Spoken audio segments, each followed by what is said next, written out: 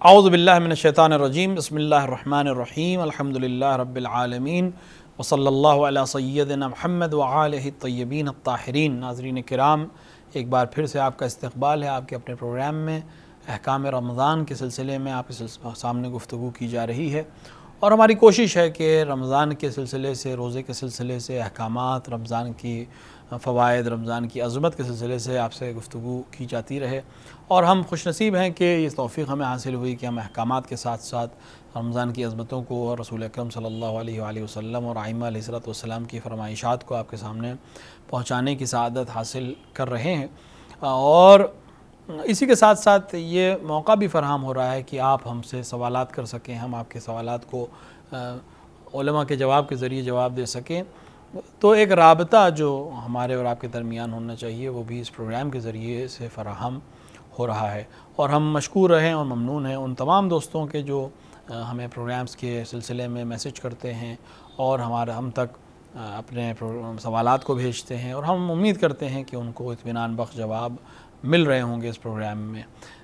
انسان کے لیے بہتر ہے کہ وہ انسان سوال کر لے قبل اس کے کہ وہ غلطی کرے۔ اگر احکام مسئلہ نہیں جاننا ہے، اگر کوئی انسان مسئلہ نہیں جانتا ہے تو اس کو پوچھنے میں کوئی شرم نہیں ہونی چاہیے، اور نہ جاننے کے بعد اور پھر غلطی کرنے کے نتیجے میں وہ جاہل مقصر کہلائے گا، جس میں اس کی تقصیر ہے، کیونکہ اگر وہ پوچھ سکتا تھا اس نے نہیں پوچھا تو بہرحال وہ گناہگار ہوگا، اس کی تقصیر ہوگی، اس کی سزا اس کو ملے گی، کیونکہ وہ پوچھ سکتا تھا۔ ایک دفعہ انسان نہیں پوچھ سکتا تھا یا فراہم نہیں تھے کوئی وسائل، لیکن آج کی دنیا میں تقریباً ہر ایک کے پاس یہ وسائل کم سے کم پوچھنے کی حد تک فراہم ہیں۔ لہٰذا ہم نے یہاں بھی کوشش کی ہے کہ نیچے جو نمبرز ہیں آپ واٹس ایپ کر سکتے ہیں، آپ ای میل کر سکتے ہیں، اور ہم کوشش کریں گے کہ آپ کے سوالات کے جواب آپ تک اس پروگرام کے ذریعے یا دیگر پروگرامز کے ذریعے یا حتیٰ واٹس ایپ کے ذریعے آپ تک پہنچانے کی کوشش کی جائے کہ خداوند عالم ہماری اور آپ کی عبادات کو قبول کرے، اور ہماری توفیقات میں اور آپ کی توفیقات میں بحق اہل بیت علیہم السلام روز اضافہ فرمائے، تاکہ ہم اس طرح سے زندگی گزار سکیں جو ان کی پسند کی زندگی ہے، اہل بیت کی پسند کی زندگی ہے، تاکہ دیکھنے والے کو یہ احساس ہو کہ ہمارے رہنما نے کس طرح سے ہماری تربیت کی ہے اور کیسا سماج اس نے تشکیل دیا ہے اپنی اقوال کے ذریعے سے۔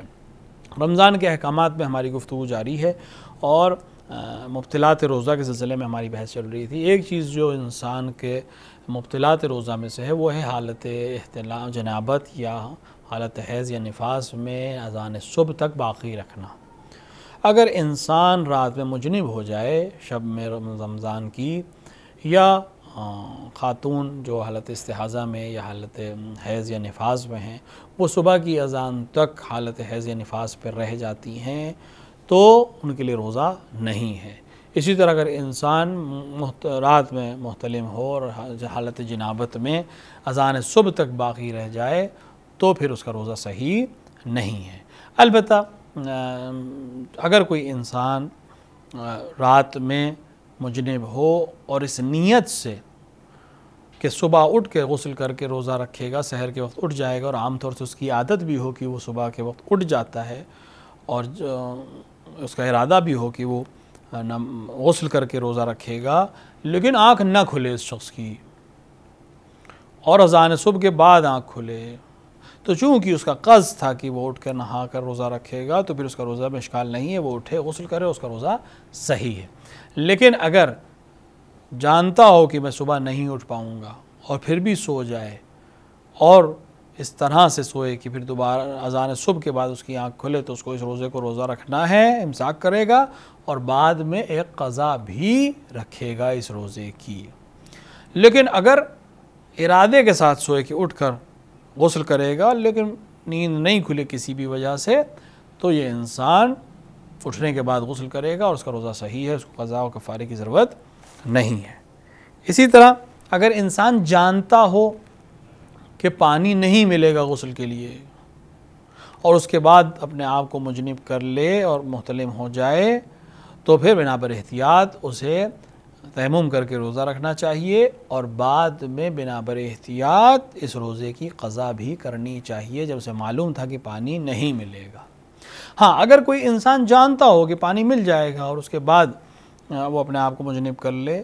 اور بعد میں جب وہ غسل کرنے کے لیے گیا تو وہاں پانی نہ ملے اور وقت تنگ ہو جائے تو تیمم کر کے روزہ رکھے گا اور اس کا روزہ صحیح ہے اور بعد میں اس کو قضا کرنے کی بھی ضرورت نہیں ہے۔ اسی طرح اگر انسان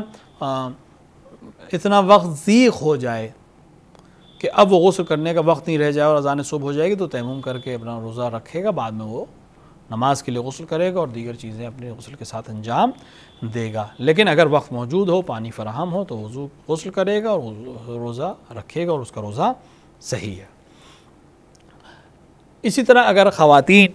حالت حیض یا حالت نفاس میں اذان صبح تک باقی رہ جائیں تو ان کا روزہ نہیں ہے، جب بھی وہ اس چیز سے پاک ہوں گی اپنا روزہ رکھیں گی، اور وہ روزے جو حالت حیض یا نفاس کی وجہ سے ان سے قضا ہوئے ہیں ان کی قضا ماہ رمضان کے بعد ادا کریں گی۔ اگر کوئی انسان جان بوجھ کر اپنے آپ کو مجنب کرے اور اس کے بعد غسل نہ کرے، جاگتا رہے یا سوتا رہے اور غسل نہ کرے جان بوجھ کر، اور یہاں تک کہ اذان صبح ہو جائے تو اس کا روزہ صحیح نہیں ہے اور بعد میں اس کو اس روزے کی قضا کرنی ضروری ہے۔ لہٰذا انسان کو چاہیے کہ اس مسئلے کو صحیح سے جان کر اس پر عمل کرے اور غسل کے ساتھ، البتہ اس میں کوئی حرج نہیں ہے، اگر ازدواجی تعلقات کوئی ماہ رمضان کی شبوں میں بنانا چاہے تو اس میں کوئی حرج نہیں ہے، کوئی اشکال نہیں ہے اور اس میں کسی طرح سے کوئی مناہی نہیں ہے۔ لیکن انسان اگر روزہ رکھنا ہے اس کو اگلے دن جو کہ رکھنا واجب ہے اس کے اوپر، لہٰذا اس کے لیے غسل کے ذریعے سے اپنے آپ کو اس طرح سے رکھے کہ وہ صبح کی اذان سے پہلے اٹھ جائے، غسل کر سکے یا غسل کر کے سوئے تاکہ اس کو یہ پریشانی نہ ہو کہ صبح اٹھ کے غسل کرنے کے وقت رہے نہ رہے، اٹھ پائے نہ اٹھ پائے۔ اگر غسل کر کے سوتا ہے تو اس میں کوئی حرج نہیں ہے، اور یا اس نیت سے سوئے کہ صبح اٹھ کے غسل کرے گا اور صبح اٹھ کے غسل کر لے تو اس میں کوئی حرج نہیں ہے، اس کا روزہ صحیح ہے۔ ہاں اگر کوئی انسان دن میں حالت خواب میں محتلم ہو جائے، روزے کی حالت میں سویا اور جب اٹھا لازم باللہ محتلم ہے تو اس کا روزہ صحیح ہے اور اس کے روزے میں کوئی اشکال نہیں ہے۔ اگر انسان حالت روزہ میں سوئے اور محتلم ہو جائے، اٹھنے کے بعد اس کو احساس ہو کہ وہ نجس ہو گیا ہے تو اس میں کوئی حرج نہیں ہے، اس کا روزہ صحیح ہے، وہ غسل کرے گا، اپنی باقی عبادات کو انجام دے گا، اس کا اپنے روزے کے اوپر کوئی فرق نہیں پڑتا ہے۔ ہاں اگر کوئی انسان مجنب ہو جائے حالت روزہ میں سوتے میں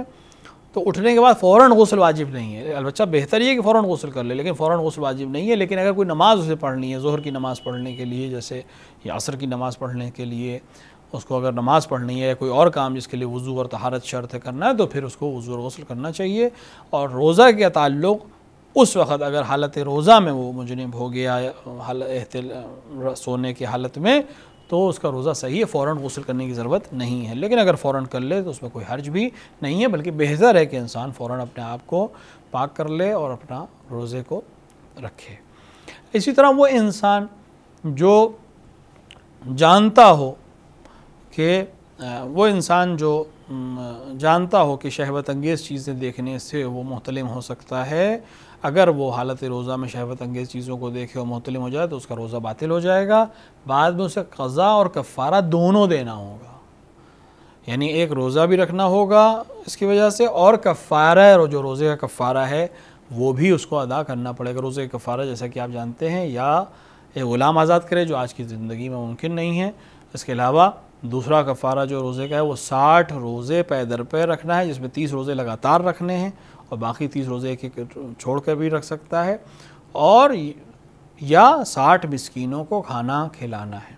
تو اگر کوئی جان بوجھ کر اپنے روزے کو حالت روزہ میں اپنے آپ کو محتلم کرے، استمنا کرے یا کوئی ایسا کام انجام دے جس سے شہوت ہو اور جس کے ذریعے سے منی خارج ہو جائے تو اس کے اوپر قضا اور کفارہ دونوں واجب ہو جائے گا۔ ہاں اگر کوئی انسان جانتا ہو یا اپنے اس کے اوپر یقین ہو کہ میں اس چیز سے میرے شہوت انگیز چیز دیکھنے سے میرے منی خارج نہیں ہوگی، پھر بھی کرے اور منی خارج ہو جائے تو اس پر کفارہ نہیں ہے، لیکن قضا پھر بھی اس کے اوپر واجب ہے کہ اس کو بعد میں قضا کرنی پڑے گی۔ لہٰذا انسان کو چاہیے کہ ہر حال میں اس طرح کی چیزوں سے اجتناب کرے اور اپنے روزے کو محفوظ رکھے، ان چیزوں سے اجتناب کرے، وسوسہ شیطانی میں گرفتار نہ ہو، اپنے آپ کو حتی حلال کے ذریعے حالت روزہ میں حلال سے اجتناب یہ حلال اس وقت حرام ہے، لہٰذا اجتناب کرے اور اپنے روزے کو محفوظ رکھے۔ روزہ صرف کھانے اور پینے سے محروم نام نہیں ہے بلکہ اپنے تمام اعضاء و جوارح کے اوپر کنٹرول کرنے کا نام ہی روزہ ہے۔ لہٰذا انسان کوشش کرے کہ ماہ مبارک رمضان میں اپنے آپ کو اس طرح سے رکھے کہ اس کا روزہ صحیح رہے۔ رسول اکرم صلی اللہ علیہ وآلہ وسلم کے خطبے کی طرف ہم آتے ہیں جس میں آپ رمضان کی عظمتوں کی طرف اشارہ فرما رہے ہیں۔ آپ نے فرمایا فَإِنَّ الشَّقِي مَنْ حُرِمَ غُفْرَانَ اللَّهِ فِي هَذَا الشَّهْرِ الْعَظِيمِ۔ وہ پوری بحث اس سے پہلے کی جو آپ کے سامنے پیش کی گئی کہ خدا اس مہینے میں تمہاری سانس لینا تسبیح ہے، تمہارا سو جانا عبادت ہے، تمہاری دعائیں قبول ہیں، تمہاری عبادتیں قبول ہیں، لہٰذا خدا سے صدق دل کے ساتھ دعا کرو کہ وہ تمہیں قرآن پڑھنے کی توفیق عطا کرے، تمہیں روزہ رکھنے کی توفیق عطا کرے، کیونکہ شقی ہے وہ شخص جو اپنے اوپر اللہ کی مغفرت اور غفران کو حرام کر لے اس مہینے میں۔ یعنی اس مہینے میں بھی اگر اس کو توبہ حاصل نہیں ہوئی تو پھر کب اس کو توبہ حاصل ہوگی؟ یعنی اتنی زیادہ رحمتیں برکتیں جو اس مہینے میں ہیں، اگر کوئی انسان اس کا فائدہ نہ اٹھا سکے تو پھر وہ کب اس کا فائدہ اٹھانا چاہے گا؟ یہ محاورتاً ایک بات ہے، البتہ توبہ کبھی بھی قبول ہو سکتی ہے، لیکن کہنے مثلا جس طرح محاورے میں کہا جاتا ہے کہ اگر اس ایسے صورتحال میں تمہیں نہیں مل پائی یہ چیز، اس طرح کے بہترین موقع پر تم اس کا فائدہ نہیں اٹھا پائے تو پھر کب اٹھاؤ گے؟ اس کا مطلب نہیں کہ اب کوئی صورت توبہ بچی نہیں بچی ہے۔ روز قیامت انسان کے لیے باب توبہ کھلا ہوا ہے، لیکن اگر ماہ رمضان میں انسان کو توفیق توبہ اور غفران حاصل نہیں ہوئی تو پھر وہ کس چیز کا منتظر ہے؟ کہ جہاں اللہ نے رحمت کے دروازے کھولے ہوئے ہیں، اپنے دسترخوان پہ مدعو کیا ہوا ہے، جہاں ایک ایک سانس تسبیح ہے، جہاں ایک ایک دعا مستجاب ہے، جہاں ایک ایک عمل قبول ہے، وہاں انسان کتنا محروم ہوگا وہ انسان جو اس مہینے میں بھی توبہ نہ کر سکے؟ کتنا محروم ہوگا وہ انسان جو اس مہینے میں بھی اپنے آپ کو پاک صاف نہ کر سکے؟ لہٰذا رسول اکرم تاکید فرما رہے ہیں کہ اس مہینے کو اپنے ہاتھ سے نہ جانے دو۔ اس مہینے میں اللہ سے تمام گناہوں کی بخشش مانگ لو، اس مہینے میں تمام جو غلطیاں کی ہیں۔ البتہ بخشش کا یہ مطلب نہیں ہے کہ ہم نے استغفار کر لی اور بات ختم ہو گئی۔ استغفار تبھی ہے جب وہ کام دوبارہ نہ کیا جائے، اس طرح سے نہیں جیسے کہ ہم لوگ کی روزمرہ کی عبادت ہو گئی، غلطی کرتے ہیں، سوری کہا، آگے بڑھ کے دوبارہ پھر وہی غلطی کی۔ دوبارہ وہ غلطی کہنے کا مطلب یہ ہے کہ جو سوری ہم نے کہا تھا وہ زبانی تھا، صدق دل سے نہیں تھا۔ یہ استغفر اللہ بھی ہمارا ایسے ہی ہے، جھوٹ بولا، استغفار کیا، صبح پھر جھوٹ بولا، پھر استغفار کیا، دوپہر میں پھر جھوٹ بولا۔ اس کا مطلب یہ کہ استغفار ہمارا صدق دل سے نہیں ہے، صرف زبانی ہے۔ اور رمضان میں اگر انسان تو اپنے آپ کو طے کر لے کہ میں مثلاً جھوٹ نہیں بولوں گا، میں آج سے غلطی نہیں کروں گا، میں آج سے کسی کو دھوکہ نہیں دوں گا، تو یہ بہترین موقع ہے کہ انسان اپنے آپ کو تربیت دے سکتا ہے اور اپنی تربیت کر سکتا ہے، اپنی بھی تربیت پہلے مرحلے میں، پھر اپنی اولاد کی تربیت اور اپنے گھر والوں کی تربیت۔ رمضان بہترین موقع ہے، خداوند عالم جتنے بھی گناہ کیے ہوں، خداوند عالم بخشش کرنے والا ہے، خداوند عالم مہربان ہے، رحمان ہے، رحیم ہے۔ اس سے صدق دل سے اگر انسان توبہ کرے تو ضرور قبول کرتا ہے، لیکن توبہ کی شرط یہ ہے کہ دوبارہ پھر تکرار نہ ہو۔ اور رمضان بہترین موقع ہے کہ انسان اپنی غلطیوں پر نادم ہو اور کوشش کرے کہ آئندہ کی جو زندگی ہے وہ اس طرح سے گزارے کہ غلطیاں اس سے نہ ہوں اور اس طرح کے گناہ اس سے سرزد نہ ہوں۔ لہٰذا یہ بہترین موقع ہے کہ انسان اپنے آپ کو اپنے خدا کے سامنے حاضر و ناظر سمجھ کر، اس کے پاس پہنچ کر اس کے سامنے اپنے گناہوں کا اعتراف کر کے گناہ کی بخشش کو طلب کرے۔ بے شک وہ عظیم پروردگار اس مہینے کی عظمت کے عوض میں اس کے گناہوں کو بخش دے گا بحق محمد و آلہ الاطہار۔ لہٰذا انسان اس مہینے کو اپنے ہاتھ سے نہ جانے دے اور اس کی عبادتوں اور ریاضتوں کو اس طرح سے اپنے نامہ اعمال میں لکھوائے کہ پھر اس کی مغفرت ہر حال میں اس کو حاصل ہو جائے۔ اگر کوئی انسان گناہگار ہے اور واقعاً صدق دل سے وہ توبہ کرتا ہے، اپنے گناہوں کا اعتراف خداوند عالم کے سامنے کر کے توبہ کرتا ہے، تو یقین جانیے خدا اس کو معاف کر دے گا۔ سب سے بڑی چیز جو کفر سمجھی گئی وہ نا امیدی ہے، خداوند عالم بخشے گا نہیں، یہ کفر ہے اس کے لیے، کیونکہ وہ رحمان اور رحیم ہے۔ لہٰذا اپنے گناہوں کا اعتراف کرے بارگاہ خداوندی میں اور طلب توبہ کرے، یقیناً وہ معاف کرنے والا ہے، بس شرط ہے کہ انسان خود صدق دل سے یہ بات کر رہا ہو، یعنی دوبارہ پھر ایسے کام انجام نہ دے، اس طرح کا کوئی عمل انجام نہ دے، جو ابھی اس نے وعدہ کیا ہے اس کو دوبارہ نہ توڑے، تاکہ اس کی زندگی اس طرح سے گزرے جس طرح سے اسے زندگی گزارنا چاہیے، وہ اس کی بندگی اس طرح سے ہو جس طرح سے بندگی کا حق ادا کیا جاتا ہے۔ ماہ رمضان مبارک عظیم مہینہ ہے، کتاب خدا کی تلاوت کے لحاظ سے، نمازوں کے لحاظ سے، روزہ رکھنے کے لحاظ سے، تمام عبادتوں کے لحاظ سے، ہر وہ عمل جو مورد پسند خداوند ہے، ہر وہ عمل جو انسان کو انسان بنانے کے قریب لے جاتا ہے، وہ اس مہینے میں انجام دینا اس کی سعادت دنیا اور سعادت اخرى کا ضامن بنے گا۔ لہٰذا انسان کو کوشش کرنی چاہیے کہ اس مہینے میں زیادہ سے زیادہ اپنے آپ کو اچھائی کی طرف ترغیب دے، اور اس کا ایک بہترین طریقہ نیک اعمال کا انجام دینا ہے۔ اس کا ایک بہترین طریقہ ائمہ علیہ السلام کے کردار اور سیرت اور صورت کو پڑھنا، کس طرح ائمہ نے زندگی گزاری، کس طرح امام روزہ رکھتے تھے، کس طرح امام رمضان کی شبوں کو اور دن کو گزارتے تھے، اور اپنی عملی زندگی میں اس کو لانے کی کوشش کرے۔ وہ کردار جو امام کے ساتھ رہتے تھے، جو امام کے شاگرد تھے، جو امام کے گھر میں رہتے تھے، جو امام کے غلام تھے، وہ کس طرح زندگی گزارتے تھے۔ ہم امام علیہ السلام کے ساتھ رہنے والے ان کے اصحاب خاص سے اپنے آپ کو، اپنی زندگی کو مقایسہ کر کے وہ زندگی گزارنے کی کوشش کریں تاکہ امام ہم سے راضی ہو سکیں۔ یہی ہماری کوشش ہونی چاہیے کہ ماہ رمضان ہمارے ہاتھ سے اس طرح سے نہ نکلے کہ پھر ہمیں وہ توفیق حاصل نہ ہو پائے، کیونکہ اگر رمضان نکل گیا، جیسے کہ رسول نے فرمایا کہ پھر تمہیں اگر پورا رمضان گزر جائے اور انسان اس مہینے میں توبہ نہ کر سکے اور اللہ کے غفران کو حاصل نہ کر سکے تو پھر وہ کب کرے گا؟ شقی ہے وہ انسان، بدبخت ہے وہ انسان جو اس مہینے میں توبہ کو حاصل نہ کر پائے۔ یعنی جہاں ساری مغفرتیں، اور کیسے پتہ چلے کہ ہم صحیح ہو گئے ہیں؟ بہترین طریقہ یہ کہ انسان کو خود سے بہتر کوئی نہیں جانتا ہے، خدا جانتا ہے یا وہ خود جانتا ہے۔ خود دیکھے کہ پہلی رمضان سے پہلے جو اس کی حالت تھی، آج 5 رمضان کے بعد، 6 رمضان کے بعد، یا رمضان کے مہینے ختم ہونے کے بعد کچھ تبدیلی اس کے اندر آئی ہے یا نہیں آئی ہے۔ اگر تبدیلی آئی ہے تو یقیناً اس نے اپنے آپ کو بہتر کیا ہے، اور اگر کوئی تبدیلی نہیں آئی ہے تو پھر اس نے فاقے کیے ہیں، لیکن اس کو رمضان سے کوئی فائدہ حاصل نہیں ہوا ہے۔ ہاں، اللہ کے حکم کو اس نے بجا لے آیا، اور وہ بھوکا اور پیاسا ضرور رہا ہے، روزہ رکھنے کا جو ثواب اس کو ملنا چاہیے وہ حتماً خداوند عالم اسے دے گا، اور اس کے اوپر جو واجب تھا وہ اس نے ادا کر دیا، لیکن جو فائدہ اس کو حاصل ہونا چاہیے تھا